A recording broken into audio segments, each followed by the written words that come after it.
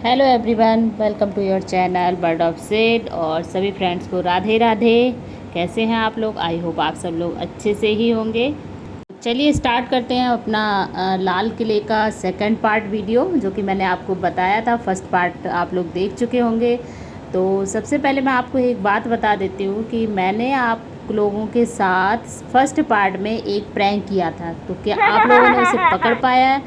तो मेरे हिसाब से तो आप लोगों ने बिल्कुल नहीं पकड़ पाया। तो चलिए आपका कन्फ्यूज़न दूर कर देती हूँ।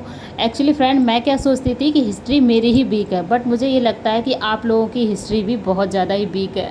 एक्चुअली मैं कोई माइंड मत करना, मैं ये मजाक कर रही हूँ। तो चलिए अब मैं आपको मेन बात बता ही देती हूँ। तो मैं आपको बताती हूँ, जो आपने मेरा फर्स्ट पार्ट का वीडियो देखा था लाल किले का, उसमें जो मैंने म्यूज़ियम का स्टार्टिंग की थी एंट्री से, तो वहाँ पर एक डेट दी हुई थी 13 अप्रैल 1919। तो मैंने आपको उसमें ये बताया था कि 13 अप्रैल 1919 को प्रथम विश्व युद्ध हुआ था, और जो कि जलियांवाला कांड के नाम से जाना जाता है। और वो मैंने बहुत ही कॉन्फिडेंटली बताया था ताकि कोई मुझे पकड़ ना पाए। एक्चुअली फ्रेंड, वो बिल्कुल गलत बोला था मैंने एक्चुअली इसलिए बोला था कि ताकि आप लोग कमेंट करके मुझे मेरी गलती बताएं, बट किसी ने ही भी मेरी गलती नहीं बताई। तो मैं वो क्लियर कर देती हूँ यहाँ पे कि जलियांवाला कांड और प्रथम विश्व युद्ध दोनों ही अलग अलग चीज़ें हैं, बिल्कुल ही अलग चीज़ हैं। एक्चुअली प्रथम युद्ध हुआ था, प्रथम विश्व युद्ध हुआ था 28 जुलाई 1914 को, और जलियांवाला कांड हुआ था 13 अप्रैल 1919 को। और जलियांवाला कांड जो हुआ था वो हुआ था बैसाखी के दिन। तो फ्रेंड्स, इसीलिए मैंने आपको बोला कि आपकी हिस्ट्री मेरे हिस्ट्री से भी ज़्यादा वीक है, क्योंकि आपने किसी ने भी कमेंट नहीं किया। क्योंकि मैं तो जो भी वीडियो देखती हूँ और उसमें मुझे जो गलती लगती है और मैं उस पर कॉन्फिडेंट होती हूँ, तो मैं उस पर ज़रूर कमेंट करती हूँ। और आप लोगों को भी करना चाहिए था। तब मैं ये जानना चाहती थी कि आप मेरी गलती बताएंगे या नहीं बताएंगे। तो बस इसीलिए थोड़ा सा प्रैंक कर लिया। फ्रेंड्स के साथ तो कर ही सकते हैं। एक्चुअली हम गलत जानकारी नहीं दे सकते वीडियो पे। तो इतनी थोड़ी बहुत तो जानकारी मैंने लेके और तब वीडियो बनाया है, ऐसी बात नहीं है। थोड़ी मतलब हिस्ट्री नहीं आती, इसका मतलब ये नहीं है कि हम जानने की कोशिश नहीं करते। कि जो चीज़ मैं आपको गलत चीज़ बिल्कुल नहीं बताऊँगी। और अगर गलती हाँ बाय मिस्टेक हो भी जाए, बट ये बाय मिस्टेक नहीं थी, ये जानबूझकर किया गया आप लोगों के साथ प्रैंक था, जो कि आप लोगों ने बिल्कुल नहीं पकड़ पाया। तो अगर आप लोग मतलब इस चीज़ को दोबारा देखना चाहते हैं, तो आप लोग उसमें फर्स्ट वीडियो में जाके और आप मेरी एंट्री देखिए। वहाँ पे मैंने देखी कितनी कॉन्फिडेंटली बोला है। मेरा कॉन्फिडेंस देखिए उस मतलब उस वीडियो में, मेरी वॉइस देखिए कितनी कॉन्फिडेंस से भरी हुई थी। तो चलिए कोई नहीं, अब मजाक बहुत हो गया। चलिए आगे चलते हैं। आप लोगों ने काफ़ी वीडियो देख लिया अंदर के म्यूज़ियम का। और मैंने इसमें कुछ ज़्यादा डिटेल नहीं बताई थी, क्योंकि सारा लिखा हुआ मैंने डीपली जूम करके आपको दिखाया था, जो कि मैं बार बार कहती जा रही हूँ कि अगर आपको जानकारी लेना है तो आप पढ़ सकते हैं इसको। तो फ्रेंड्स, बेशक आपने मतलब ध्यान ना दिया हो, बट मैं गलत जानकारी नहीं दे सकती। तो मुझे तो क्लियर करना ही था, क्योंकि अगर कोई जानकार मतलब कोई अगर देखता, उसको गौर करता उस चीज़ पे, तो फिर कहता कैसी यूट्यूबर है कि मतलब जिस चीज़ की जानकारी दे रही है तो वो बिल्कुल गलत दे रही है। तो इसलिए मैंने यहाँ पर क्लियर कर दिया है, वरना मैं थोड़े दिन तक और इसको छुपा के रखती, आपके साथ प्रैंक करती। और चलिए देखिए, यहाँ पर देखते हैं। ये हमारे स्वतंत्रता जो सेनानी थे, जिन्होंने हमारे देश को आज़ाद कराने में बहुत बढ़ चढ़ कर हिस्सा लिया था। तो ये यहाँ पर उनकी तस्वीर वगैरह लगी हुई है। रविन्द्रनाथ टैगोर हैं ये, और ये स्वामी शारदानंद जी हैं। तो इन सभी लोगों ने, और यहाँ पर देखिए आप जो बीच में आपको दिखाई दे रहे हैं, ये हमारे महात्मा गांधी जी हैं। देखिए कितने यंग हैं इस टाइम पे ये। मतलब इन्होंने काफ़ी अपनी यंग एज में ही वो कर दिया था, क्या कहते हैं, स्वतंत्रता दिलाने के लिए शुरुआत कर दी थी। और ये देखिए, ये सभी लोग, लाला लाजपत राय हैं यहाँ पर। और देखिए ये जलियांवाला कांड एक राष्ट्रीय तीर्थ स्थल, मतलब ये तीर्थ स्थल बन गया था। और जलियांवाला कांड हुआ था अमृतसर में। तो यहाँ पर काफ़ी मतलब हिंदुस्तानियों को हानि हुई थी। बट हाँ, ये था कि जलियांवाला कांड से अंग्रेज़ों के भी पैर थरथरा गए थे। वो देख चुके थे, मतलब भारतीय लोगों की क्रांति को देख चुके थे वो, और काफ़ी डर गए थे वो इन लोगों का जज्बा देख के। क्योंकि हमारे भारतीय लोग तो हैं ही ऐसे, आज भी लोग भारतीय मतलब देश के नाम पर जब बात आती है, क्योंकि आप लोग जानते हैं क्या बोलते हैं, बॉर्डर पे जो सेना ज़्यादातर अपना वो दिखाती रहती है जज्बा, मतलब हमारे दुश्मनों को घुसने नहीं देती अंदर। तो वही चीज़ है कि सबके अंदर, देश के प्रति सबके अंदर जज्बा होना चाहिए अपने देश को वो लेके। और ये देखिए यहाँ पे जो लड़ाइयाँ हुई थी उसकी कुछ क्लिप हैं यहाँ पे। और ये देखिए उसका वो दिया गया है।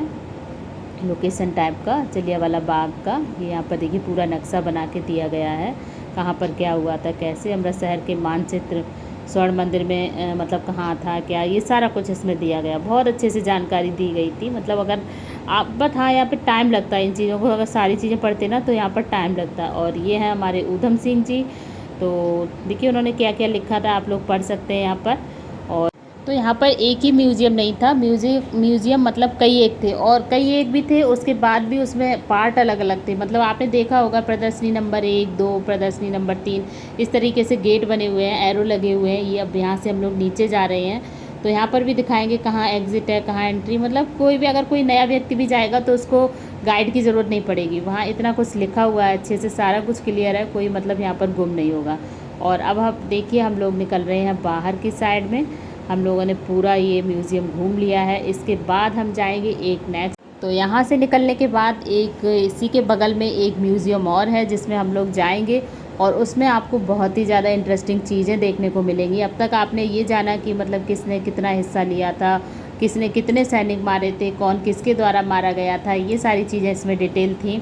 बट अभी आपने कुछ देखा नहीं, तो अभी दिखाया जाएगा जो आपको, वो कि युद्ध में यूज़ होने वाले हथियार और जो राजा रानी जो पोशाक पहनते थे वो चीज़ें जो है ना, वो इस म्यूज़ियम में आपको दिखाई जाएंगी। तो आप लोग बने रहिएगा मेरे साथ, कहीं भी मत जाइएगा। देखिए हमने यहाँ से एंट्री ले ली है, और यहाँ पे देखिए जय श्री राम हनुमान जी दिखाई दे गए ना, तो यहाँ पे आपको सब चीज़ दिखाई देगी होगी हिंदू सेना का। और ये क्या है, ये 1857 से पहले का है, बिफोर 1857 लिखा हुआ था ना, तो ये उससे पहले के दृश्य हैं। तो देखिए तब क्या हुआ था, कौन राजा था, ये बहादुर शाह जफ़र। तब इन्होंने यहाँ पर काफ़ी मतलब लड़ाइयाँ लड़ी थी, और इनका बहादुर शाह जफ़र का काफ़ी योगदान रहा है मतलब स्वतंत्रता संग्राम में, जो कि भारत देश को आज़ादी दिलाने में बहुत ही ज़्यादा। और ये देखिए बेगम हज़रत महल है, इनका नाम है बेगम हज़रत महल। और ये है रानी लक्ष्मीबाई, इनको तो सभी लोग जानते हैं, रानी लक्ष्मीबाई को तो बच्चे बच्चे जानते हैं। और यहाँ पर देखिए सभी लोगों के चित्र बने हुए हैं, मतलब अंग्रेज़ों के और जो स्वतंत्रता सेनानी हैं उनके। तो आप लोग देखिएगा, और चलते हैं आगे की साइड। देखिए सभी लोग वीडियो बना रहे थे, मैं ही नहीं।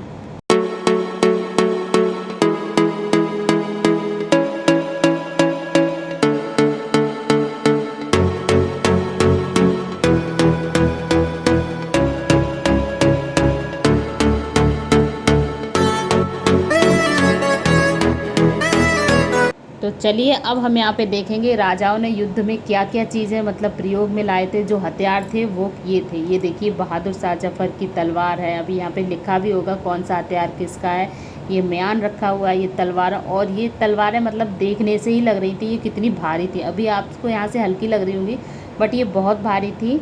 और देखिए यहाँ पे ये तीर जो पुराने ज़माने में जो तीर मतलब राजा और राजाओं जो यूज़ करते थे सेना पर, मतलब दुश्मनों पर, वो कैसे होते थे, मतलब पूरे पीतल के होते थे, आगे नुकीली लोहे की वो होती थी, तभी एकदम से लोग मर जाते थे। और मतलब काफ़ी, मैंने तो पहली बार ये सब हथियार देखे हैं, इससे पहले कभी नहीं देखा था। मतलब टीवी में ही देखा था जो कुछ होता है, तो टीवी में तो ऐसे ही बना देते थे। और वाकई में अब पता चलता है कि एक तीर लगने पे ही कैसे लोगों के प्राण पखेरु उड़ जाते थे। तो देखिए यहाँ पर भी प्रोजेक्टर वाली स्क्रीन चल रही थी, और साइड में सब कुछ लिखा हुआ था किसने किसके साथ युद्ध किया था।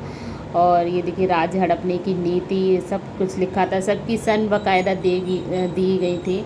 और यहाँ पर देखिए आपको कुछ चीज़ें उसमें फ्रेम में लग रही होंगी, तो ये युद्ध नीति वगैरह उस चीज़ की सारी जानकारी थी। ये देखिए ये क्या बोलते हैं, धनुष।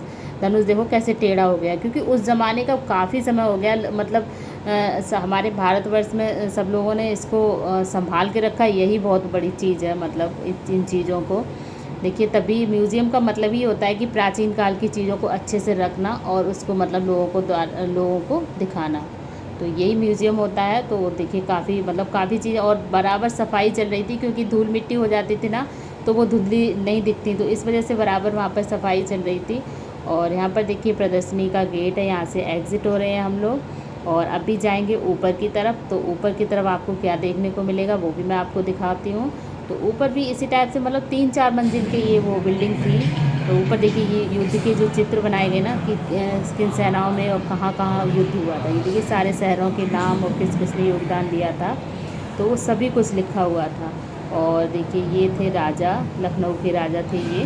देखिए लखनऊ में भी युद्ध हुआ था, और मतलब लखनऊ के राजा ने भी युद्ध में योगदान दिया था। और अब जाएंगे हम इस साइड, तो यहाँ पर भी हमें कुछ देखने को मिलेगा। ये प्रोजेक्टर से वही चल रही थी स्क्रीन, वही चीज़ लोग रुक के देख भी रहे थे। और ये रोहेलखंड है, ये कुमायूं है, इन्होंने क्या क्या अपनी हिस्सेदारी निभाई थी, ये सारा कुछ लिखा हुआ है कि इन शहरों के जो राजा थे उन्होंने किस प्रकार से युद्ध में समर्थन किया था हमारे भारत देश को आज़ाद कराने में। और अब हम चलेंगे इस साइड में, तो देखते हैं क्या देखेंगे।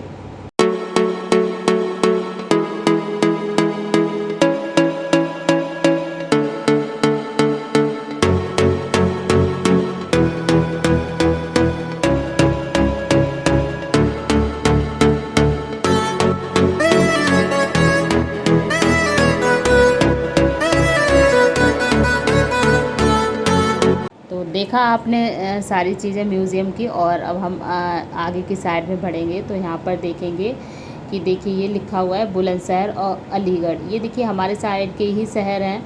तो बुलंदशहर तो मेरी ससुराल है, तो इसमें मतलब बुलंदशहर के लोगों का भी योगदान था। देखिए इटावा, बुलंदशहर, मैनपुरी, भोगांव, कुरावली, ये सब आपको नाम, अनूप शहर, ये सब आपको नाम देखने, मतलब यहाँ से भी लोगों ने अपना समर्थन दिया। क्योंकि यहाँ के राजा आप तो जानते हैं, आप शायद ना जानते हो, बट मैनपुरी के राजा महाराजा तेज सिंह जो थे उनकी काफ़ी अच्छी, यहाँ पर आप इसको होल्ड करके वीडियो और इसको पढ़िएगा, तो इसमें सब कुछ मतलब अच्छे से दिया गया है कि हमारे क्षेत्र के जो उधर से राजाओं ने भी काफ़ी योगदान दिया था युद्ध में।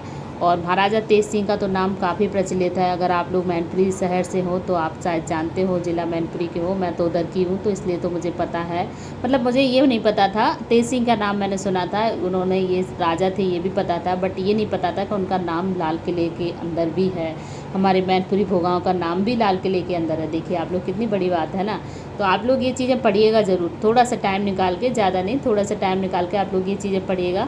तो कि हम लोग मतलब इतनी छोटी जगह से रहने वाले लोग भी हैं, मतलब उन लोगों ने भी, वहाँ के लोगों ने भी योगदान दिया था मतलब।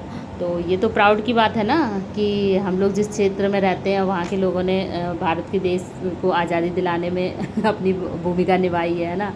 तो ये देखिए रेवाड़ी के राजा हैं, और यहाँ पर फिर से आती हैं तलवारें। तो देखिए एक ही जगह तलवारें नहीं थी, काफ़ी अलग अलग जगह रखी हुई थी। ये इस टाइप दूसरी टाइप की तलवार है, यहाँ पर लिखा हुआ है किसकी तलवार है ये, तो अभी मेरे को याद नहीं आ रहा है, और मैं अभी पढ़ के आपको, मतलब आप खुद ही पढ़ सकते हैं वो चीज़। तो चलिए आगे बढ़ते हैं, कोई नहीं, याद नहीं आ रहा है। ये देखिए ये है गोला बारूद, बारूद नहीं कहेंगे इसको, गोला कहेंगे, तोप का गोला जिसे होते हैं, तोप में आगे की साइड लगाकर, और यही गोले दुश्मनों पर दागे जाते थे ताकि मतलब दुश्मन ढेर हो जाता था वहीं पर। और अब देखिए यहाँ पर बहादुर शाह जफ़र की ये पोशाक है जो कि राजा थे, तो और उनकी बेगम के यहाँ पर देखिए ये उनका लहंगा रखा हुआ है। तो देखिए कपड़े काफ़ी पुराने हो चुके हैं। इस लहंगे में देखिए ये वो भी लगा हुआ है, क्या कहते हैं, मतलब फट गया होगा, तो ये उसको थोड़ा मॉडिफाइड किया गया है क्योंकि लोगों को दिखाना है। तो बता, देखिए बहादुर शाह जफ़र के वस्त्र लिखा हुआ भी है यहाँ पर। और ये सभी यही चीज़ें थी किले के अंदर, काफ़ी इंटरेस्टिंग चीज़ें थी। तो ये देखिए कब से, मतलब कब राजा हुए थे, 1919, कितना समय हो गया है ना। और अभी चल रही है 2022, तो तब से लेके अच्छे से सबने मतलब उसमें म्यूज़ियम में संभाल के रखा है। तो ये भी बहुत बड़ी बात होती है क्योंकि लोग अपने कपड़े नहीं संभाल पाते हैं घर में, तो ये तो। और यहाँ पर आएंगे जब दूसरे कक्ष में, तो यहाँ पर देखेंगे जो अंग्रेज़ों की बंदूकें थी वो यहाँ पर आपको देखने को मिलेंगी।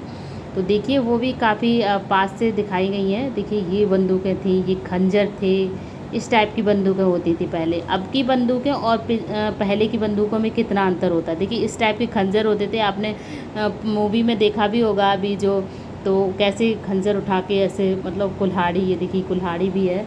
युद्ध में हर हथियार यूज होता था, कुल्हाड़ी, भाला, त्रिशूल, मतलब जो भी हथियार होते थे सारे होते थे। और ये अंग्रेज़ों के थे, तो ये थोड़े अंग्रेज़ न्यू उसमें थे, तो वो बंदूकों का यूज़ करते थे इस टाइप से। देखिए बंदूकों के वो देखिए क्या बोलते हैं, कितने टाइप की बंदूकें हैं, ऐसे अपने यहाँ मिलती हैं। अभी अपने यहाँ तो अजीब सी बंदूकें होती हैं, मतलब अजीब सी क्या, मुझे तो वही अच्छी लगती हैं, लंबी सी होती हैं, राइफ़ल, बंदूक, पिस्तौल, ये अलग टाइप के, और ये इनको पता नहीं क्या क्या कहते हैं, मेरे को तो इतनी जानकारी है नहीं। देखिए यहाँ पे लिखा हुआ भी है, ये पिस्तौल उस टाइम पे ऐसी चलती होगी तो ऐसी पिस्तौल होती होगी।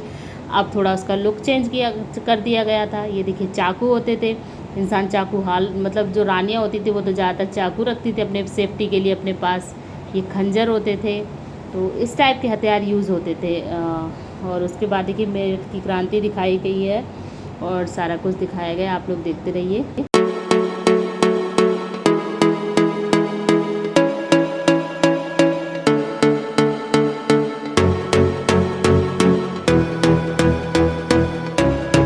और अब देखिए हम लोग आ चुके हैं म्यूज़ियम के बाहर। तो हमने सारे म्यूज़ियम देख लिए हैं और काफ़ी ज़्यादा थक चुके हैं हम लोग, क्योंकि पूरा इतना बड़ा किला घूम लिया हमने। म्यूज़ियम में भी काफ़ी 2-3 मतलब 3-4 मंजिल की वो सीढ़ियाँ चढ़ी, बहुत ही ज़्यादा, बहुत मतलब बता नहीं सकती हूँ मैं आपको कितना थक गई थी। उसके बाद देखिए मैं वापस से उसी वही एग्ज़िट था, वही एंट्री थी मीना बाज़ार से होके, जो मैंने आपको पार्ट 1 में दिखाया था।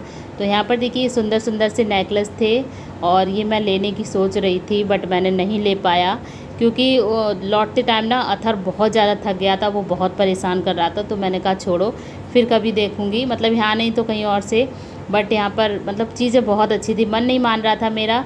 और ये आगे निकल गई थी बच्चों को लेके, तो वापस से गोल्डी आए और बोले चलिए भाभी जल्दी चलिए, और अथर बहुत ज़्यादा परेशान कर रहा है। तो मैं कुछ मतलब सोचती भी, उसके बाद अथर के रोने का सुन के तो मैंने बिल्कुल भी कुछ नहीं सोच पाया। तो मतलब कहेंगे हम कि मैंने कुछ भी शॉपिंग नहीं कर पाई थी। सो सैड, मुझे बहुत बुरा लगा, बट कोई नहीं, देखते हैं, बच्चों को देखना पहले ज़रूरी होता है। बच्चे मतलब, और ये मतलब बिना मतलब में इतना भाग रहा था, तो मैं कह रही थी बेटा थक जाओगे, बट ये नहीं मान रहा था। और बाद में हम बड़े ही थक गए थे, तो ये तो बच्चे थे, इनको तो थकना बिल्कुल मतलब वो था। और यहाँ पर ये देखिए खिलौने जो थे ना, ये छोटे छोटे से आपको खिलौने दिख रहे हैं, ये बहुत ज़्यादा महंगे थे। सबसे ज़्यादा मतलब महंगाई इन्हीं पे थी। जो मतलब 100-50 की चीज़ है वो यहाँ पे 500-600 ऐसे मिल रही थी। नहीं तो हम अथर्व और सार्थक के लिए ले भी लेते यहाँ से, बट फिर हमने कुछ भी नहीं लिया, सिर्फ देखी थी विंडो शॉपिंग करके और हम लोग वहाँ से चले आए थे। बट मेरा मन बैग पे ही अटका रहा, क्योंकि मैं इधर से पसंद करके गई थी, मैंने सोचा लौटते पे आगे लूँगी। और उसके बाद अथर्व की खबर सुन के फिर मैंने कुछ भी नहीं लिया। और देखिए कितनी स्पीड, देखिए मेरी चाल, इसमें मैंने स्पीड बढ़ाई नहीं है, ये मेरी ओरिजिनल चाल है, क्योंकि अथर्व बहुत आगे जा रहा। मैं सोच रही थी धूप भी बहुत ज़्यादा थी कि ये परेशान हो रहे होंगे दो बच्चों को लेके। तो यहाँ पर देखिए तोप को दोबारा से दिखाया मैंने, और इसलिए फिर मैं जल्दी जल्दी से बाहर की साइड निकल गई थी। और ये आप फिर से किले की दीवारों की तरफ कैमरा घुमा दिया गया है, तो आपने अगर पहले नहीं देख पाई हो तो अभी आप देख सकते हैं। और ये देखिए कुछ लोग अभी भी आ रहे थे मतलब। और यहाँ पर देखिए ये चिड़िया रानी कैसे अंदर बैठी हुई है ना, तो ये बहुत अच्छी लग रही थी बैठी हुई यहाँ पर, तो इसलिए हम लोगों ने शूट कर लिया था इनको। और इसके बाद अब देखिए हम लोग यहाँ से बाहर जा रहे हैं, मतलब एग्ज़िट वाले गेट से। और देखिए कुछ लोग तो अभी भी किले को देखने के लिए अंदर की साइड आ रहे थे। तो यहाँ पर मैं बता रही थी आपको बाय बाय मैं जा रही हूँ। और ये देखिए ये भाग रहे हैं क्योंकि यहाँ पे धूप बहुत ज़्यादा थी। और ये देखिए मैं इनसे कह रही थी यहाँ पर तुम्हारी डायबिटीज़ बिल्कुल कंट्रोल रहेगी, क्योंकि तुम्हारी भागम भाग बहुत हो गई है। और उसके बाद देखिए मैं भी आ गई, तो मेरी चप्पल, मुझे स्लीपर बहुत ज़्यादा परेशान कर रहे थे, तो मैंने हाथ में ले लिए थे। और उसके बाद स्लीपर को हाथ में ले लिया तो पैर जल रहे थे बहुत ज़्यादा। तो देखिए आप मेरी चाल देख सकते हैं, ये ओरिजिनल चाल ही है, इतनी भागम भाग वाली। देखिए आप लोग कितनी तेज़ धूप हो रखी है। और देखिए सूरज महाराज भी मैंने दिखा दिया आपको कि हमारे पैरों को कैसे जला रहे थे वो। और देखिए क्या किले के आसपास चर्च, गुरुद्वारा, मंदिर, मस्जिद, चारों चीज़ें हैं, मतलब चारों धर्मों की चीज़ें हैं। उसके बाद स्लीपर मैंने डाल लिए थे पैरों में, और उसके बाद जा रही हूँ। और यहाँ से फिर से फ्रेंड्स, आप लोगों ने आज किला देखा, देखिए हम लोग किला से बाहर आ चुके हैं। और आप लोग कमेंट बॉक्स में जाकर ज़रूर बताइएगा कि आपको यहाँ का दिल्ली का लाल किला कैसा लगा। अगर आप लोग यहाँ पर रहते हैं या बाहर भी रहते हो, अगर दिल्ली घूमने आए तो किला आप ज़रूर देखें और यहाँ का मतलब नज़ारा देखें कि यहाँ पे कितनी लड़ाइयाँ वगैरह लोगों ने की हैं। और इसी किले के अंदर हमारे देश को आज़ादी में बहुत ही ज़्यादा योगदान हुआ है। ये देखिए बैरिकेड लगे हुए हैं यहाँ। और आप लोग कमेंट बॉक्स में ये ज़रूर बताइएगा कि दिल्ली का लाल किला आपको अच्छा लगा या ग्वालियर का, दोनों किले का मतलब बताइएगा आपको कैसा लगा। जो भी अच्छा लगा हो, वैसे तो दोनों ही अच्छे हैं, बट आपकी चॉइस की बात है। तो देखिए ये वही डेट है जिसमें मैंने आपको प्रैंक किया था, तो प्लीज़ आप लोग उसको इग्नोर करिएगा। मेरे मजाक को अगर आपको बुरा लगा हो तो उसके लिए सॉरी। और सही जानकारी मैंने दे दी है, तो आप लोग बताइएगा आपको आज का वीडियो कैसा लगा, मतलब वीडियो लाल किले के दोनों पार्ट आपको कैसे लगा। अगर अच्छे लगे हो तो प्लीज़ लाइक करें, सब्सक्राइब करें और शेयर करना तो बिल्कुल भूलिएगा ही मत। बहुत जल्द मिलूँगी मैं आपको एक नए वीडियो के साथ, तब तक के लिए बाय बाय, गुड नाइट, अपना ख्याल रखिएगा।